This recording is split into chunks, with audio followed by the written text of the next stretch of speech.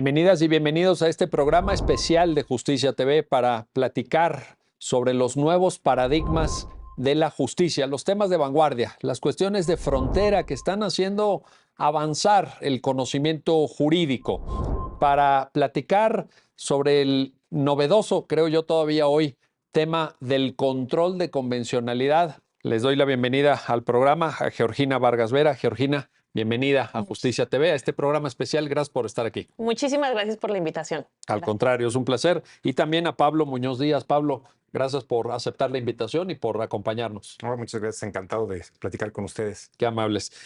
Georgina, ¿dónde situaríamos el inicio de esta nueva presencia, de este nuevo papel de las fuentes internacionales? Te lo planteo porque, pues como seguramente recordarán, había un debate que yo creo que es de octava época, ¿no? Que si la jerarquía de tratados, aquel amparo del sindicato de controladores aéreos, luego el caso McCain después, ¿te acuerdas? Y todo eso en una atmósfera de cambio jurídico que también trae cuenta del Tratado de del Telecán, ¿no? En donde de repente los órganos jurisdiccionales decían, oye, ¿y un tratado de libre comercio es lo mismo que un tratado de derechos humanos? ¿Un tratado bilateral entre dos estados es lo mismo que un tratado de Naciones Unidas? ¿Dónde surge todo el debate, Georgina? Yo creo que podemos encontrar tres momentos, o así me parece práctico señalarlos, que nos pueden ir dando un poco de luz. Uno, desde el panorama internacional y dos, desde el panorama nacional. Desde el panorama internacional, bueno, la Corte Interamericana comienza a desarrollar este concepto del control de convencionalidad con el juez mexicano, justamente, don Sergio García Ramírez, en sus primeros votos en 2004, en Mirna Mac, pero comienza a ver entonces estos esbozos de que le parece a la Corte Interamericana que las autoridades nacionales tienen que también empezar a implementar el derecho internacional, interamericano específicamente, de manera nacional. Sí. Y entonces comienza a ver cómo frasear esta obligación, de dónde tiene que venir. Es hasta 2006 en el caso de Almonacid, que ya todas y todos tenemos presente, que finalmente aterriza este concepto del control de convencionalidad, pero todavía lo deja de una forma más difusa. Lo aterriza específicamente con las autoridades judiciales, pero bueno, comienza a tener este esbozo de decir, mira, aquí está la Convención Americana, el último intérprete soy yo, Corte Interamericana, pero tú, juez nacional, tienes que empezar a hacer un control de que tus normas y tus leyes y tus actos de autoridad estén acorde con esto. Yo creo que ese es un primer momento que podemos ubicar. Un segundo momento viene justamente con el caso Radilla Pacheco en contra de México. No es la primera sentencia contra el Estado mexicano, pero sí es la primera en la que le mencionan este asunto del control de convencionalidad. Y eso trae como consecuencia que en México se tenga que discutir qué hacer con esto, qué hacer con esta sentencia en la que el Estado mexicano está siendo condenado y en la que además se le está pidiendo cambios específicos respecto al fuero militar, cambios constitucionales que son de importancia grande. Y entonces hay que ver qué hacer con eso. Y es donde tenemos el expediente Varios, el 912, en el que la Corte comienza a ver, bueno, la Suprema Corte comienza a ver qué hacer con este derecho internacional, si bien está todo enfrascado en una sentencia condenatoria de la Corte Interamericana, pero bueno, ya comienza a discutir qué es lo que hay que hacer con esto, ¿no? ¿Qué podemos avanzar? Este expediente se discute antes de lo que me parece que es el tercer momento fundamental, que es la reforma constitucional de 2011, en la que ya podemos tener este nuevo parámetro de regularidad constitucional de forma más establecida. Viene después también la contradicción de tesis 293, en la que también hay que pues ir reformando estas ideas de qué implican los criterios de la Corte Interamericana, si solo en los casos donde fue condenado el Estado mexicano obliga, qué hacer con las otras sentencias. Entonces, como que ahí comienza a haber un nuevo parámetro justamente con base en el cual vamos a poder hacer un estudio de la constitucionalidad y la convencionalidad de las normas. Y yo creo que es muy interesante que se brinca esta discusión académica que tenía mucho tiempo de si estaba arriba el derecho nacional o arriba el derecho internacional, qué es lo que hay que hacer, y eso ya tenía una discusión, pues no solo en México, sino en la región y en el mundo, En el pues mundo. de años, o sea, del derecho internacional, qué lugar ocupa. Y entonces a mí me parece que justamente este nuevo establecimiento de este parámetro trae la buena idea de decir, vamos a usar el criterio pro persona para decidir cuándo se va a aplicar qué tipo de normativa, pero también vamos a entender que a raíz de la reforma del artículo 1, nuestro nuevo parámetro incluye los derechos humanos que estén en tratados internacionales, y justo atendiendo esto, no solo en tratados internacionales de derechos humanos, por ejemplo, los derechos consulares, que no necesariamente estarán en un instrumento propiamente de derechos humanos, pero que son un derecho. Entonces, les entiende como parte del bloque de derechos que hay que respetar y que hay que garantizar en el país. Entonces, creo que esa es muy resumido como el recorrido que podríamos entender para ver cómo finalmente aterriza esta noción de que ya más allá de esta dicotomía entre si va arriba el internacional o arriba el nacional, ya podemos entender más bien qué es el contenido de la norma, qué es un derecho humano, lo que hace que se aplique y no su fuente, si es nacional o internacional. Correcto. Pues muy resumido, pero muy sustantivo, porque vaya resumen que nos acabas de ofrecer, poniendo realmente los puntos sobre las is que en buena medida definen y, como tú dices, le dan contenido al tema. Ahora, esto supone un impacto, Pablo, déjame ponerlo así, en términos de cultura jurídica, que ahora Georgina lo decía así con gran claridad y decía las etapas y todo, pero veníamos de un derecho, de un ordenamiento jurídico ultranacionalista, ultra cerrado, doctrinalmente autóctono, porque aquí se hablaba del juicio de amparo y no sé qué. Digo, claro, en derecho civil a lo mejor se citaba la doctrina francesa y todo, pero en general era un mundo jurídico muy cerrado, autorreferente. Los libros extranjeros casi no llegaban y de repente dicen, a ver, Radilla Pacheco, control de convencionalidad, Corte Interamericana, fuentes internacionales, reforma de 2011 el artículo primero. ¿Cómo juzgas tú este impacto? ¿Cómo lo ves? ¿Cómo lo percibes y cómo lo has vivido también? Porque tú eres protagonista de él. Sí, claro. Ahora sí, como se llama aquí, es un nuevo paradigma. Todo depende de cómo verlo y me gustaría parafrasear algo como decía Peter Haberle de la sociedad abierta de intérpretes constitucionales y una sociedad cerrada de intérpretes constitucionales. ¿Qué sucedía? Antes de todo este nuevo paradigma, era una sociedad cerrada de intérpretes constitucionales. Había un control concentrado. El último intérprete lo tenía, en este caso, el Poder Judicial de la Federación. Era el que decía el valor de los tratados, el que interpretaba máximo. ¿Qué sucede? Se vuelve una sociedad abierta de intérpretes constitucionales. Es decir, cualquier autoridad ya tiene a su alcance la Constitución. Y si a eso le sumamos eso es lo que bien nos decía, de cómo se incorporan en este caso los tratados internacionales en derechos humanos y cómo se incorporan los derechos, lo que hay que verlo es que se integran a un sistema normativo. Es decir, se hace un bloque de regularidad constitucional, supuestamente, donde se ponen al mismo nivel los derechos humanos que están reconocidos en tratados internacionales de derechos humanos y otros tratados, como bien dices, que incluyen ciertos derechos o prerrogativas para las personas, Sí. y a su vez se unen a la Constitución. ¿Qué es esto? Pues un sistema normativo. ¿Qué implica el control de convencionalidad? Pues realmente es un control de regularidad, pero eso realmente es una cuestión de seguir el sistema normativo que sea consistente, coherente, ¿no? E independiente. Pero sobre la base de fuentes nuevas. Exacto. Cambia el nuevo paradigma. Entonces, lo que costó mucho trabajo y creo que todavía hay mucha renuencia es si ya forma parte, en este caso, de este bloque, de este nuevo sistema, de este sistema normativo complementado que es el que sostenemos, pues lo que hay que hacer es que todo, o sea, este efecto tiene que irradiar a todo el sistema normativo y todo el sistema normativo tiene que ser coherente con el sistema. Es decir, no puede haber incongruencias ni inconsistencias. En fin, ¿qué hace el control de convencionalidad? Pues buscar estas inconsistencias que puede haber, que puede ser muy fácil, pues una inconsistencia lógica, es decir, una norma que está contradiciendo otra que puede ser total, parcial o parcial. Pero ¿qué sucede? Que el nuevo parámetro que tenemos que seguir es este nuevo bloque, esta nueva incorporación.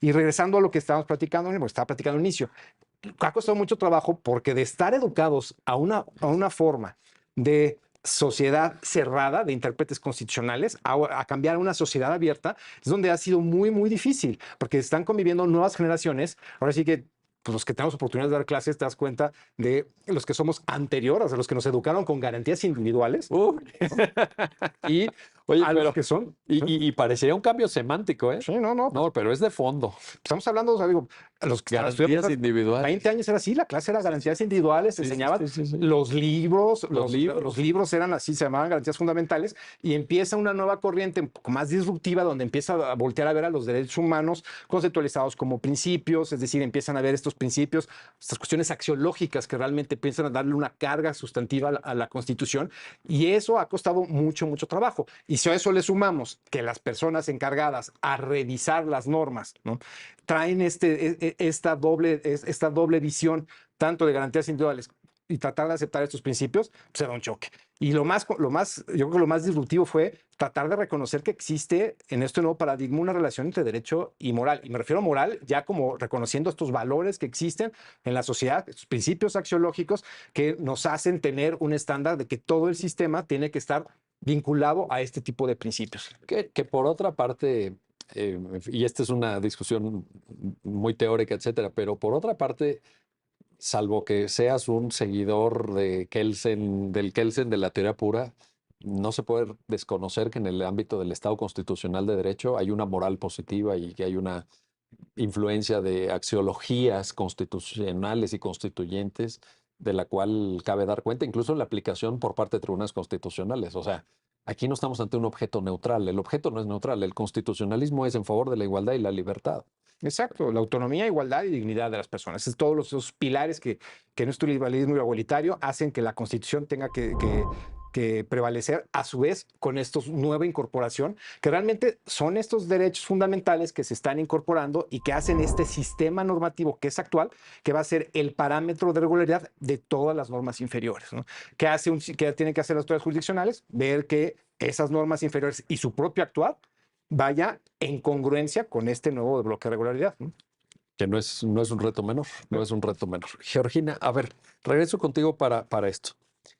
Esta aplicación de fuentes internacionales, los tratados a los que tú aludías, el propio concepto de bloque de regularidad, que quizá incluso hoy no forme parte todavía de la general cultura jurídica en México, etcétera, requiere de una metodología. Tú aludías a esta diferencia que también García Ramírez ha elaborado doctrinalmente entre control externo de convencionalidad y control interno de convencionalidad. Hay ciertas pautas metodológicas. Cuéntanos un poco sobre eso, la forma de llevar a cabo el control de convencionalidad. Claro.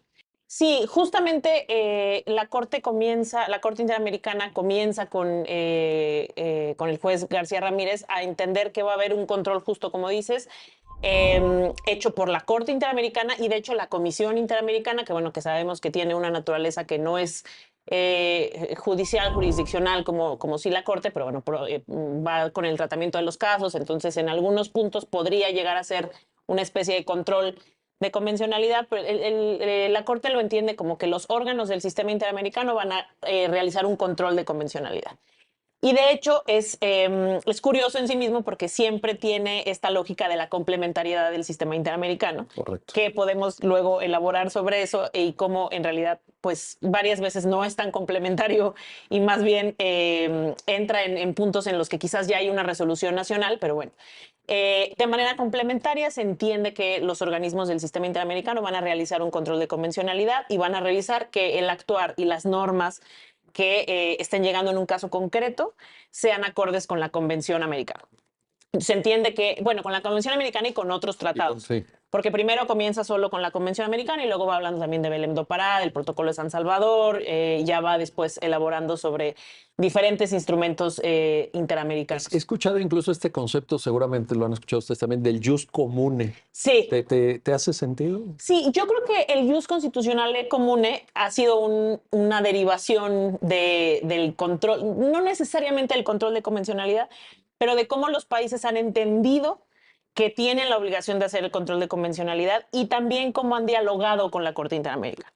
Yo creo que justo entonces estos organismos hacen el control, pues la Corte y la Comisión Interamericana, pero también las altas cortes y las autoridades judiciales de los países van desarrollando su propio entendimiento de qué quiere decir control de convencionalidad y entonces a qué estoy obligado.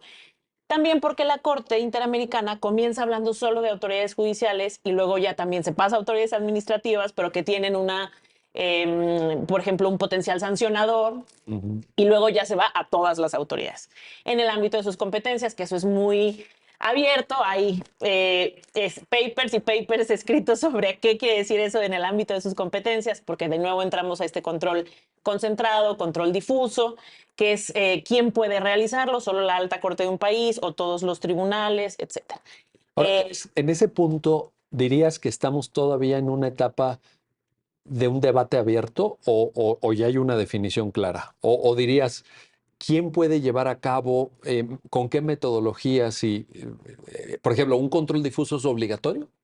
¿Todos los países tienen que permitir que todas sus autoridades judiciales lleven a cabo control de convencionalidad o está en discusión? Y luego, obviamente, te lo tengo que preguntar porque tú sabes que está ahí en el debate.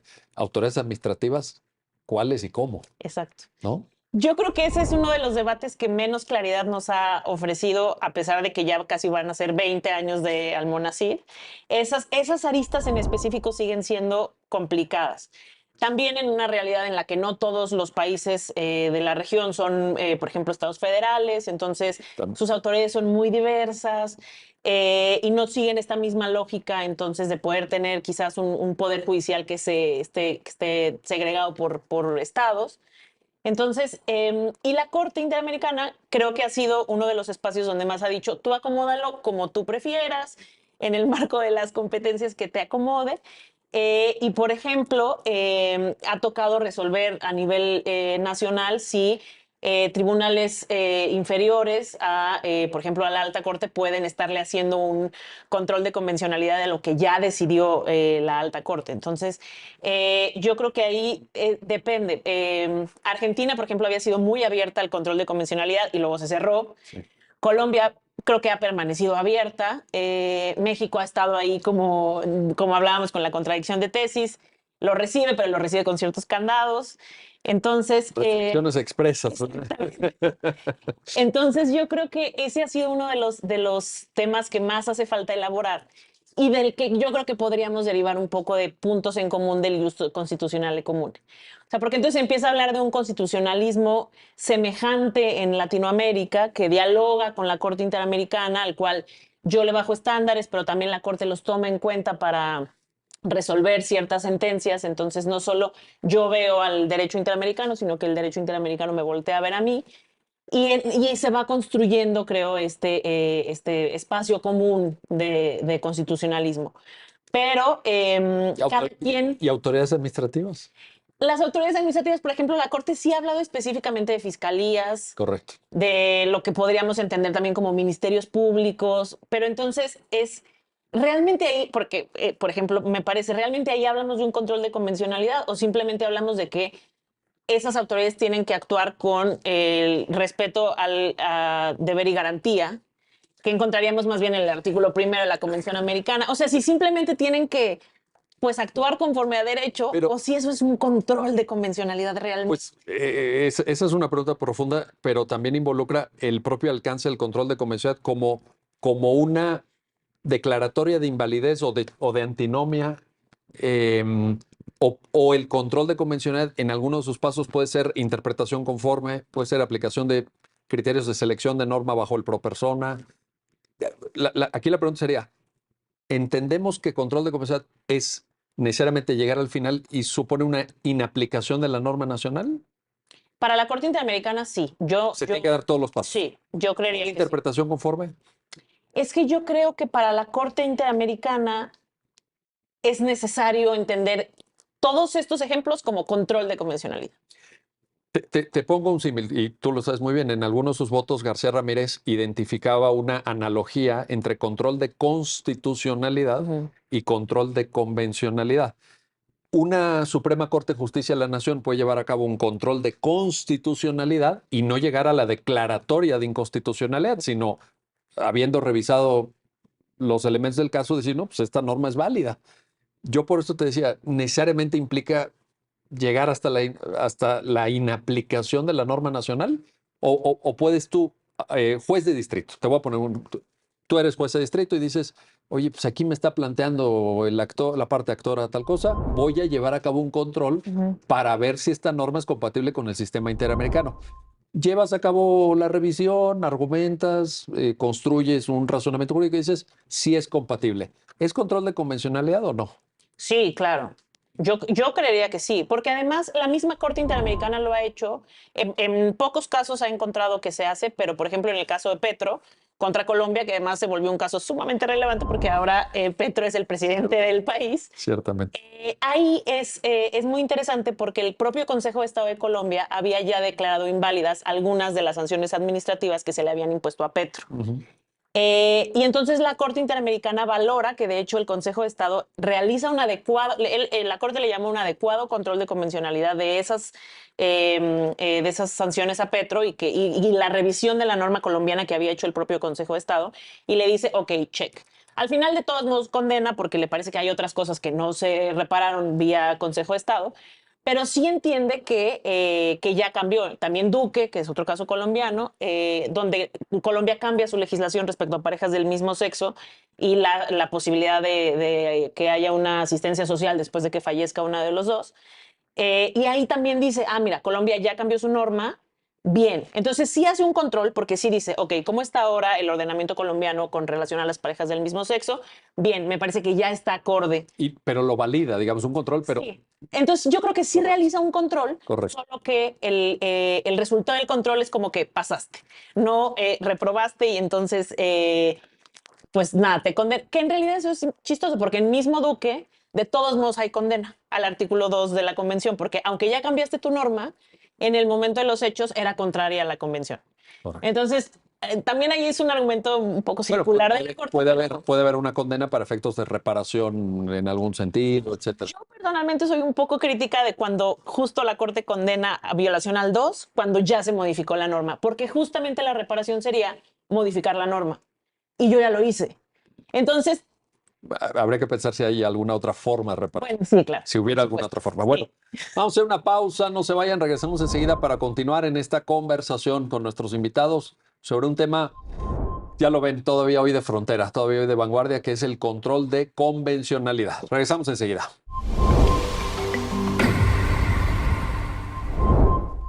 Ya estamos de vuelta, ya estamos de regreso en este programa especial de Justicia TV para discutir los nuevos paradigmas de la justicia. Estamos platicando sobre el novedoso tema, todavía un tema donde quedan muchas aristas, decía muy bien Georgina, por dilucidar, que es el control de convencionalidad. Y quiero regresar contigo ahora, Pablo, porque pues Georgina ya nos advertía de ciertos debates que están abiertos, el tema de si tiene que ser un control difuso en el marco de las competencias, qué autoridades lo tienen que llevar a cabo. Ahí está esa fórmula del caso Hellman contra Uruguay, un poco viendo todas las autoridades, incluye al policía de la esquina, incluye a órganos de garantía en sede administrativa como CONAPRED en México, o PRODECON, o PROFEPA, o PROFECO, etcétera. Georgina nos daba un adelanto sobre esto, que desde luego, bienvenida a tu reflexión, pero yo te quiero plantear un tema ulterior, que es este. Definamos la metodología que sea, discutamos todos estos puntos, pero al final te vas a encontrar en la necesidad de un debate de criterios sustantivos. Es decir, tengo una norma de libertad de expresión, tú y yo hemos platicado en varios programas de libertad de expresión, ¿es compatible con el artículo 13 de la Convención? ¿Es compatible con Última Tentación de Cristo? Con los estándares, etcétera. Debido proceso, lo mismo. Igualdad y no discriminación, etcétera, etcétera, etcétera. ¿Cómo andamos en lo sustantivo, Pablo?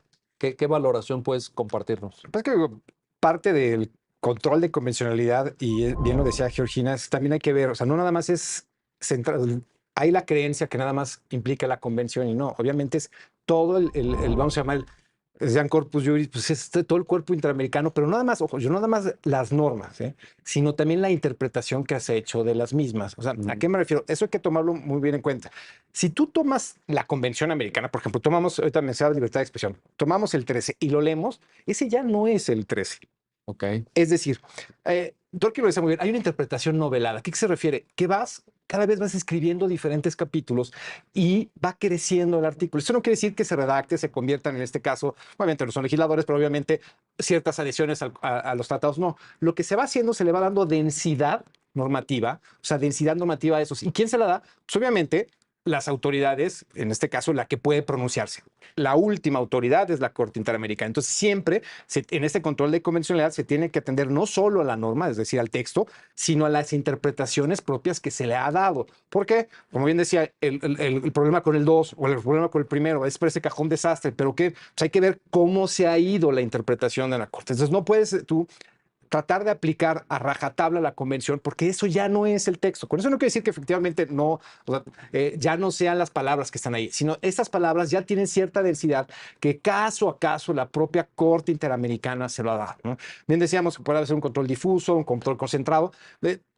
Citado García Ramírez, también, si no mal recuerdo, en el voto que hace en el caso Montiel Cabrera, creo, Eduardo Ferrer, Sí. juega con este tipo de control, es decir, empieza a decir, bueno, hay un control difuso que pueden hacer todas las jurisdicciones, pero hay un control concentrado. Y aquí es donde también nos tenemos que dar quién es el intérprete último de la Convención Americana y de todo este sistema interamericano, pues obviamente es la Corte. Y la Corte le ha dado cierta densidad a todos sus artículos. Entonces, eso es lo que nosotros tenemos que tomar en cuenta cuando se realice el control, ¿no? De hecho, la primera sala hace poco resolvió un asunto que ya se volvió jurisprudencia, donde hace un tipo de, se le llama metodología, pero realmente son pasos que debes de hacer para hacer un control de convencionalidad. O sea, uno identifica, bien se habla sobre el ex oficio, ¿no? Sí. Las autoridades lo tienen que hacer un control ex oficio. ¿Qué debes de hacer?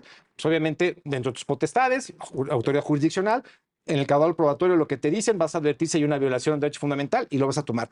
Pero hay una parte en esos pasos que es muy importante cuando lo identificas. Tienes que identificar dónde está ubicado ese derecho humano que vas a ejercer parte del control. Y no solo eso, sino tienes que atender a las interpretaciones que se le da, ¿no? ¿Por qué? Porque si la autoridad jurisdiccional nada más va a tomar, ¿no? O un juez va a tomar en cuenta lo que dice el texto de la convención, se va a quedar corto, porque eso ya no es, ¿no? Obviamente, tenemos que ver que efectivamente ha tenido unas ciertas modificaciones propias de interpretativas, y lo que hay que tomar en cuenta es que todo este sistema es vivo, y al momento que está vivo va cambiando y va cambiando y va creciendo. Entonces, cada caso que va resolviendo la Corte Interamericana, pues le va dando diversa densidad. Mencionaba Georgina el caso Petro, pues obviamente le dio una nueva densidad a cómo debes de jugar con este tipo de derechos para ver si puedes castigar así a una persona y privarlo así de sus derechos. Y en libertad de expresión, infinidad de voces que se ha dado y densidad que se le ha dado a la propia convención. Cada sentencia agrega un capítulo a esa novela. Esa novela, pues esa es una interpretación novelada, es una novela a cuatro manos, donde uno de los escritores siempre va a ser, en este caso, la Corte Interamericana. Bueno, es una novela en coautoría con los tribunales internos también y con operadores jurídicos. Que ahí es donde está lo interesante, porque es donde se empieza a dar el diálogo. Sí. Ahorita vamos a hablar de diálogo. Ahora, en este tenor, Georgina, pues caramba, lo que dice Pablo eleva de manera sustantiva y diría yo cualitativamente la exigencia hacia los operadores nacionales. Porque entonces dice Pablo, pues ya incluso que no sería poco, lean los tratados internacionales, todo. Ok, ya los leyeron, no es suficiente. Porque ahora hay que acudir a los precedentes, a todos estos casos que ustedes han mencionado. ¿Y ahí cómo estamos? Entonces, todo esto, en primer lugar, te pregunto, ¿forma parte del parámetro? O el parámetro es el puro texto del tratado, de la convención, etcétera? Y dos, ¿y cómo estamos aplicando? ¿Sí le estamos entendiendo al tema del presente interamericano o no? ¿Qué nos puede? Yo creo que ahí es muy interesante también el último pasito que ha tomado la Corte Interamericana, bueno, ya tiene algunos años, porque a raíz de la opinión consultiva 21, que ya tiene rato, ya vamos creo que en la 27, a partir de esa opinión consultiva decidió que también respecto a las opiniones consultivas había que tomarse en cuenta el control de convencionalidad. Entonces no son solo todas estas sentencias, O sea que otro capítulo, más capítulos, ¿no? Sí, ya sí. más capítulos. Ya también las opiniones consultivas, a partir de esa OC 21, ha metido siempre la Corte ahí su párrafo base, que establece que también las opiniones consultivas van a tener que ser tomadas en cuenta. Y entonces, claro, eso es un salto importante, porque antes la misma Corte Interamericana pues hacía una distinción entre su facultad contenciosa, que son los casos previamente, y la facultad consultiva, y no le daba el mismo peso a unas decisiones tomadas en una función y en otra. Pero a partir de esta OC dice que sí, pero ahí me parece interesante que si uno lee con detalle la contradicción de tesis 293, no queda para nada claro que también estemos hablando de las opiniones consultivas. Correcto. Entonces, ahí sí ya estamos hablando no solamente de sentencias dictadas respecto al Estado mexicano, sino criterios orientadores también de las otras, pero no las OCs. Entonces, las opiniones consultivas ya también entrarían como un nuevo mecanismo. Justo esto que comentaba Pablo de cómo se van ampliando los derechos, el artículo 26, que es el de DESCA, que ya hemos también platicado, Claro. cómo se ha exponenciado el contenido ampliamente y básicamente ya varias cosas podrían entrar en ese artículo 26. Entonces, Y ya de violación directa de derechos sociales. exacto, sí, en el último caso argentino ya está derivando el derecho al agua, que deriva no necesariamente una norma de la Carta de la OEA, pero que a su vez de otras, que es toda una Toda una novela. cadena de, Toda una novela. toda una cadena de argumentación para poder llegar al derecho al agua y declararlo violado, ¿no? Entonces, ya también tienes que mantenerte muy al día justo por esto, porque uno lee el artículo 26 de la Convención Americana y jamás esperaría encontrar ahí nada que tenga que ver con agua, pero entonces tiene que mantenerse muy al tanto de lo que va diciendo la Corte, y ya no solo en la sentencia, sino también en las opiniones consultivas. Oye, a ver, nada más para que la gente que está viendo el programa tenga claridad en esto. Yo he leído textos de Sergio García Ramírez, ya lo hemos citado aquí, los tres lo hemos citado. He leído textos de Eduardo Ferrer MacGregor también, ya aludí a Pablo a esta gran figura de nuestro juez mexicano en la Corte Interamericana. Y yo creo que ustedes como especialistas en la materia seguramente estaremos de acuerdo en que las opiniones consultivas, bajo el principio de buena fe del derecho internacional, tienen que ser tomadas como vinculantes. Sí, me parece que lo consultivo, a ver si estamos de acuerdo o no, Georgina, lo consultivo está determinado por el origen. ¿Por qué es consultivo? Pues porque alguien llega y te hace una consulta. Ahora, tú desahogas esa consulta en tu calidad de intérprete final de un sistema jurídico, de un sistema normativo, y tú eres el intérprete final y tú expresas un criterio. ¿Cómo es posible que alguien diga que eso no es vinculante? A mí me parece que eso es vinculante, pues si te lo está diciendo el intérprete, porque de otra manera sería como decir, bueno, sí, allá consultaron y dijeron, ¿qué? Pero yo aquí hago lo que, oye, pero no formas parte de un sistema, no de buena fe, como Estado soberano, te sumaste a ese sistema. ¿Coincides o no? ¿Son Sí, vinculantes o no? yo creo que yo he transitado a llegar a esa conclusión, pero reconozco que no la compartía en el inicio más primario de esa postura. El juez Eduardo Biogrossi, que era este juez chileno que ya no está en la conformación actual, y que siempre tuvo una postura más... pues es que es interesante porque justo volviendo solo rápidamente a un tema que tú decías del control de convencionalidad, yo creo que tiene mucho que ver con que las juezas y los jueces de la Corte Interamericana han sido en su mayoría jueces de sus altas cortes. Correcto. Su formación es una formación constitucionalista y ellos leen el derecho con unos lentes de constitucionalistas. Y la Corte Interamericana... Oye, qué bueno, ¿verdad?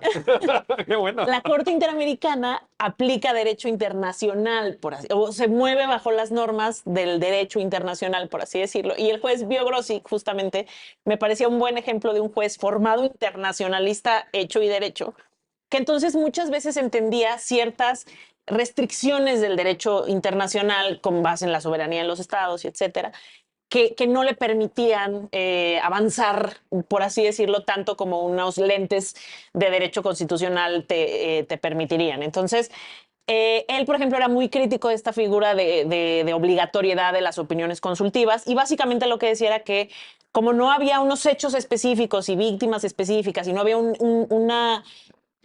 pues una problemática específica que analizar, como que entonces lo que estabas diciendo podía ser más un criterio, pues... Sí, y no hay ni siquiera contradicción, observador, ¿no? Y no hay sino- contradicción, Exacto. no hay partes formales, Exacto. digamos. Y tenía un segundo argumento que creo que es un poco más utilitarista, que era que si empezábamos a entender que las opiniones consultivas sí iban a formar parte del control y de esta obligatoriedad, entonces la Corte iba a tener que tener mucho más cuidado en lo que decían las opiniones consultivas. Se iba a poder explayar menos, digamos. Pues esperemos que tengan cuidado siempre, ¿no? Independientemente del carácter. Pero yo sí creo, y creo que con el paso de los años la Corte también ha hecho más sólida esta argumentación, justo la que compartías, de decir, bueno, yo soy el intérprete último de la convención y a fin de cuentas se me está presentando una problemática. Y si tiene el Estado a nivel nacional una norma o una práctica que vulnera estos estándares que yo estoy desarrollando aquí, sí podemos entender que como intérprete última de la convención, justamente los artículos ya no son solo lo que está escrito en el papel, sino la interpretación que yo doy de ellos, y sea una sentencia o sea una opinión consultiva, te estoy diciendo que esta es la interpretación de la Corte Interamericana sobre esto en específico. Entonces creo que sí formaría parte. Pero además me parece, coincido con tu análisis, pero me parece elemental desde el punto de vista de la seriedad con la que un sistema de protección y tutela de derechos humanos se tiene que desarrollar. Claro. Es decir, a ver, México quiso formar parte del sistema interamericano, nadie lo obligó, Claro. ¿no? En un momento se tomó la decisión soberana, pues, y tienes un intérprete último, tienes alguien que está escribiendo el último capítulo de la novela en la etapa en la que estamos, pues yo diría que lo respetara, ¿no? Si te Sí. está dando una interpretación. O sea, forma parte también de sentir, déjenme, voy a poner aquí un calificativo excesivo, pero ¿se acuerdan de aquella referencia de Noam Chomsky de los estados canalla? Oye, pues no seas canalla. Pues si ya dijiste que sí querías, pues hazlo con todas sus consecuencias, ¿no? Esa sería la... Sí, que a fin de cuentas siempre es el contraargumento a esto que luego los estados plantean de no es que estás violando mi soberanía, pero es que tú quisiste. Claro, Pues, formas parte de... este sistema. Y también te puedes salir, por cierto. Exacto. Nadie te obliga a permanecer aquí. ¿No? Digo, con... Claro, esperando- la esperando denuncia, sí, la sí. denuncia y los tiempos, etc. Pero sí, es cierto, o sea, la pertenencia a un sistema regional de protección de derechos humanos es de hecho una manifestación de la voluntad del Estado. Porque Libre y soberano. sí, el Estado decidió pertenecer, entonces, Claro. pues es más bien al contrario. Todo lo que derive de ese sistema regional es una expresión de tu propia soberanía, porque tú lo constituiste. Yo espero, Georgina, que muchas personas te escuchen, porque eventualmente la reflexión que nos acabas de compartir será muy importante para este país. Próximamente. Sí. Vamos a hacer una pausa. No se vayan, regresamos enseguida para continuar en esta conversación, en este análisis para el programa especial de Justicia TV sobre los nuevos paradigmas de la justicia, aquí específicamente en materia de control de convencionalidad. Regresamos.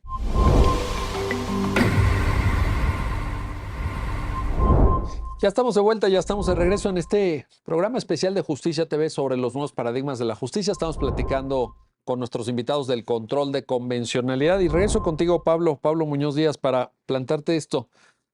Yo creo que hay muchas aristas, muchos temas abiertos. Aquí mismo ustedes lo han identificado con gran claridad. ¿Qué sigue en tu criterio? ¿A qué deberíamos ponerle atención? ¿Es un tema de revisar, por ejemplo, normas de la Constitución mexicana que eventualmente chocaran con el orden internacional? ¿Es un tema de cultura jurídica?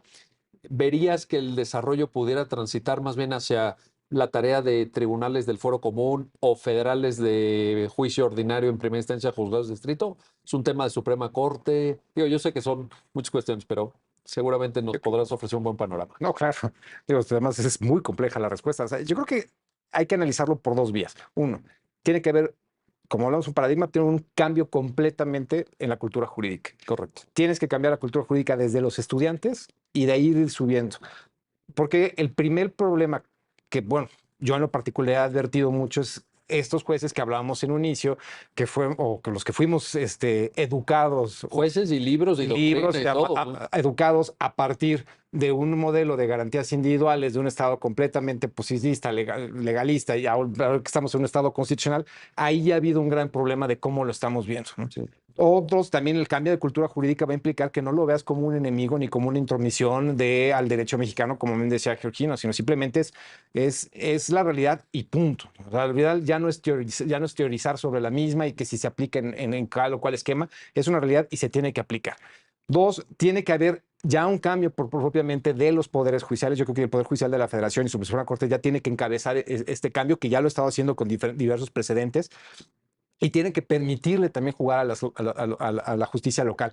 ¿Cuál es el problema que luego se advierte? Que la justicia local quiere, no creo que sea creativo, pero quiere empezar a realizar este juego de control de convencionalidad y alguien quiera de arriba quiere enmendarle la plana. Entonces va cambiando hasta llegar a la Suprema Corte de Justicia diversos asuntos donde realmente se está ejerciendo muchos controles de convencionalidad, ¿no? Claro. Entonces al final del día estás teniendo varias etapas de revisión de un control de convencionalidad local. Supongamos un asunto donde se termina la justicia local, va a un amparo, ¿no? El tribunal colegiado revisa el control de convencionalidad y al final, pues, supongamos, puede llegar en un amparo directo de revisión y la Suprema Corte de Justicia le revisa todavía el control de convencionalidad. Pero ¿estimarías que eso es negativo?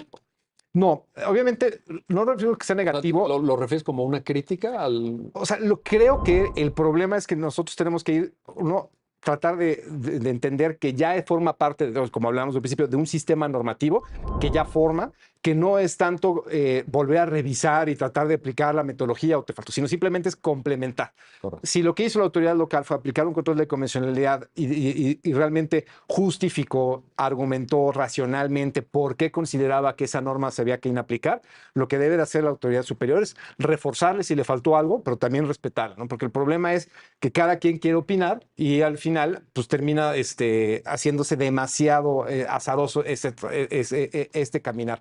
Eso es por un lado, cultura jurídica, otro la autoridad jurisdiccional, y creo que también falta un poco cambiar esto. Algo que yo he podido advertir y los banameros que han escrito sobre este tema es que piensan que el bloque de regularidad constitucional nada más obliga a autoridades jurisdiccionales. Y no debe de ser así. Bueno, O sea, es el tema que... ese es un gran tema. O sea, el bloque de regularidad constitucional obliga, o sea, al momento que ya forma parte de tu sistema normativo, obliga a todos los poderes. Correcto. ¿Qué implica eso? Que cuando el legislativo va a emitir una norma, tiene que revisar que no contravenga no nada más el texto constitucional, sino también el sistema interamericano con sus interpretaciones. Es decir, también tiene que ejercer este tipo de control, ¿no? Que se refiere a que si mi actuar se va a pegar a estas normas superiores que ya me obligan, ¿no? Tiene que haber un efecto de irradiación completamente del sistema normativo a todos, ¿no? Y obviamente bajo las mismas circunstancias. ¿Por qué?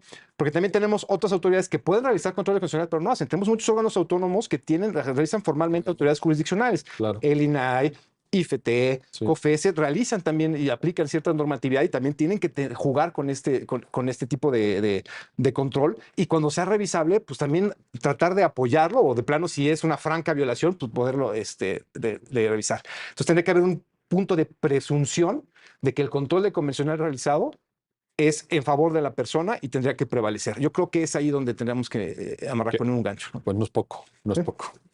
Georgina, una palabra que se ha usado mucho, que se repite con frecuencia cuando hablamos del tema de control de convencionalidad, es diálogo jurisprudencial, porque las pautas, los criterios, la propia configuración de bloques de regularidad, etcétera, no van en una sola línea, en una sola dirección, sino que pueden ir de un origen, por ejemplo, Corte Interamericana en Radilla o en Campo Algodonero o en Cabrera y Montiel contra México, etcétera, hacia un estado y del estado regresar también hacia la Corte o hacia el sistema interamericano en términos generales. ¿Por qué es importante el diálogo? Yo creo que es una figura bien interesante que cada vez creo que la Corte Interamericana lo ha tomado de una manera más efectiva. Ahí también es importante hacer notar que evidentemente las Cortes nacionales tienen acceso a una amplitud de temas muchísimo más grande que la Corte Interamericana, que sabemos que los casos primero pasan por la comisión y que además tienen un número de sentencias mucho más reducidas que lo que pueden tener las autoridades nacionales. Entonces, eso lo menciono porque cuando llegan casos nuevos o de temas nuevos que la Corte Interamericana no ha podido atender previamente, en su momento lo que pasó con todo lo que tenía que ver con expresión de género y con parejas del mismo sexo, etcétera, la Corte volteó a ver lo que las altas cortes nacionales ya habían dicho. Claro. Porque para ese momento, pues claro, las altas cortes nacionales ya habían tenido muchos casos al respecto. Entonces, hace un ejercicio de derecho comparado y esos párrafos en determinadas sentencias me parecen muy valiosos porque justo hace un estudio regional para decir, ok, ¿qué ha dicho Colombia, qué ha dicho Chile, qué ha dicho México, qué ha dicho Venezuela? Entonces, ese diálogo le permite a la Corte incorporar justamente los estándares nacionales para subirlos a un parámetro interamericano, ¿no? Y yo creo que ese diálogo también permite entender esta lógica que hablábamos de un principio pro persona, pero llevado a sus últimas consecuencias, ¿no? Porque no es solo esta recepción del derecho internacional porque es derecho internacional y ya, sino que es un entender que, bueno, hay normas o hay jurisprudencia de los propios tribunales nacionales que a la Corte Interamericana le funcionan para robustecer sus decisiones y entonces ya es esta interacción, pues esta complementariedad justamente que sí se lleva a cabo y no nada más esta recepción vertical. Entonces yo creo que eso le ha permitido a la Corte poder hacer efectivamente este diálogo, porque hay quien pensaría que solo es obedecerla y ya, pero también hay un diálogo que se fomenta. Oye, ¿estimarías, Georgina, que en el futuro, en adelante, este diálogo se intensificara, que tomara nuevas rutas, nuevos rumbos, o ya en donde estamos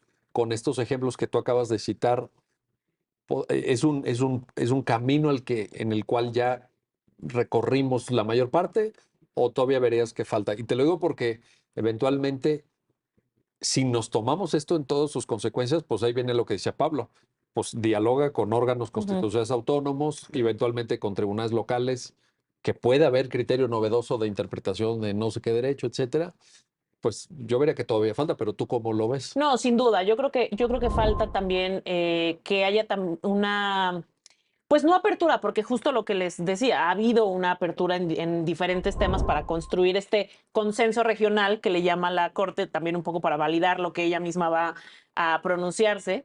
Pero también ha habido otros en donde la falta de consenso no la limita para decidir ciertas cosas. Y eso no quiere decir que la tenga que limitar, pero sí creo que ha sido hasta ahora un poco como un ejercicio de construir un consenso para cuando lo he necesitado, pero quizás valdría la pena no solo eso, sino mantenerse más abierto a escuchar no solo a las autoridades judiciales, sino a autoridades de todo tipo en los países. Y yo creo que, por ejemplo, para eso los periodos extraordinarios de sesiones, en donde la Corte sale de San José y se va a diferentes países, ahora justo va a ir a Brasilia, ese tipo de diálogo, inclusive físico, con las... Esencial, diríamos ahora. esencial, exactamente, con magistrados, con ministros, etcétera, le viene bien.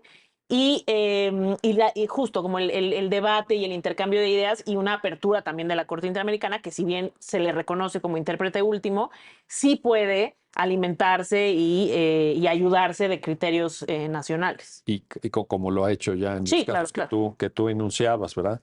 Oye, Pablo, ¿qué pasa? Tú eres profesor, tienes mucha experiencia docente, eres un gran académico. ¿Qué pasa con esta apertura y este diálogo en el conocimiento jurídico? Porque yo de repente veo personas, los que ya hemos citado muy destacadamente, Eduardo Ferrer Magregor, Sergio García Ramírez, hay muchos que son entusiastas promotores de esto y que han generado sus impactos en criterios de la Corte, pero también en doctrina, etcétera.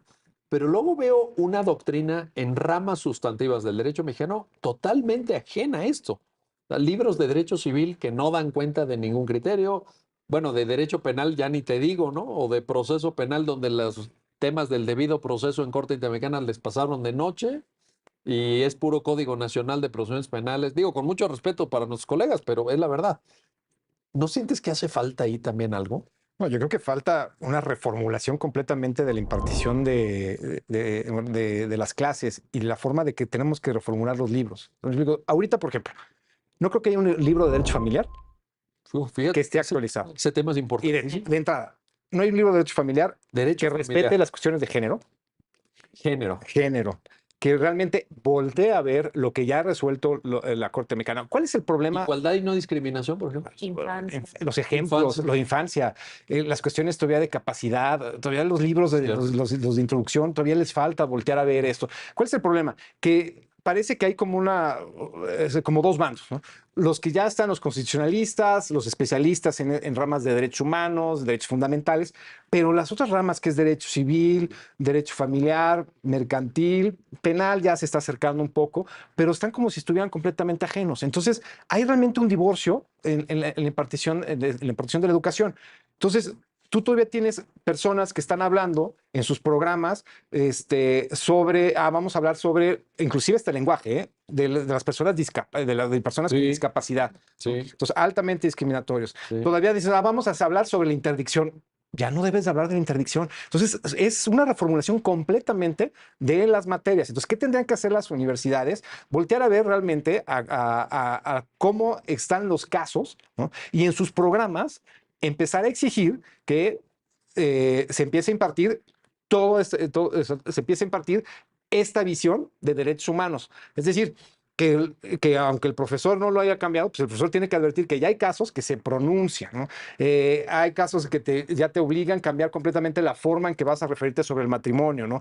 ¿Cuántos libros de derechos hay? Por ejemplo, yo no lo conozco, ya me declaro completamente. ¿Cuántos libros de familiar hablan sobre el matrimonio de personas del mismo sexo? O sea, sería bueno hacer un ejercicio, o sea, ¿cuántos realmente voltean a ver, ¿no? ¿Cuántos realmente son incluyentes, ¿no? Entonces, eso es lo que tenemos que reformular. Entonces, lo que deberían de haber las universidades es empezar a exigir a sus profesores que empiecen a impartir ya sus materias a partir también de un DIS de derechos humanos, ¿no? Tomando en cuenta como parte de la misma, y exigirle a todos los académicos, doctrinarios, como le llaman, vacas sagradas, que voltearan a ver y dicen, oye, ya cambió el mundo, ¿no? Ya lo Porque que sí, enseñas oye, ya es ajeno, es un resabio. porque si no, no son tan sagradas, ¿no? Exacto. Nos queda un minuto de programa, Georgina, pero en este mismo sentido te planteo, la Suprema Corte de Justicia de la Nación en México ha hecho una tarea de difusión, de sistematización Ujú. En las páginas web, en los micrositios, la Dirección General de Derechos Humanos, la Dirección General de Relaciones Institucionales, etcétera. ¿Qué falta? ¿Qué, a modo de resumen, o qué sugerirías, o cómo lo vislumbras? Porque yo ahorita de lo que Pablo dijo, que suscribo cada palabra de lo que dijo, pues vería, por ejemplo, pues, enseñanza de casos Ujú. o cuadernos de casos, como lo está haciendo el Centro de Estudios Constitucionales Claro. de la Corte. ¿Qué comentario de cierre nos puedes compartir? Sí, yo creo que justo ligándolo con lo que comentaba Pablo, creo que vale la pena y hace falta expandir un poco el público al que podemos impactar. Justo con los cuadernos de jurisprudencia, con los manuales de actuación para personas juzgadoras, como que ya hay un nicho específico de personas que están más enfocadas en derecho constitucional, en derechos humanos, derecho internacional, pero sí creo que es un reto y es muy interesante lo que decía Pablo de poder abrirlo a otras áreas del derecho, porque a fin de cuentas también hay estándares que aplican en esas otras Claro. y como que nos hemos quedado ya muy cíclicos en un solo grupo que atiende una temática específica y me parecería un... Y que nos encanta. Nos Exacto, encanta. Nos gusta mucho. nos retroalimenta y estamos ahí un poco en lo mismo, pero sí, como que no lo había puesto tan claro en realidad, pero me parece un excelente punto. Es cierto, las otras áreas del derecho no, quizás no estamos llegando como ¿Y deberíamos. no te parece que es indispensable? Sí, claro, por O sea, supuesto. porque ahorita escuchando a Pablo pensaba yo, pero ¿puede haber otra enseñanza del derecho que no sea aquella que te enseñe el derecho vigente? Porque todo esto es derecho vigente. Pues yo esperaría que no, pero seguramente que sí. Seguramente. Seguramente que en varios salones de clases se seguirá como en el 2001. Caramba. Bueno, pues sí, yo creo que tienes toda la razón. Georgina Vargas Vera, Pablo Muñoz Díaz, gracias. Gracias a los dos por ayudarnos a pensar, a repensar este tema de vanguardia, de frontera, este nuevo paradigma de la justicia vinculado con el control de convencionalidad. Y gracias a usted que hace posible este programa especial de Justicia TV para pensar en cuáles son los grandes temas, las grandes vanguardias, las discusiones de frontera en la justicia. Hasta pronto.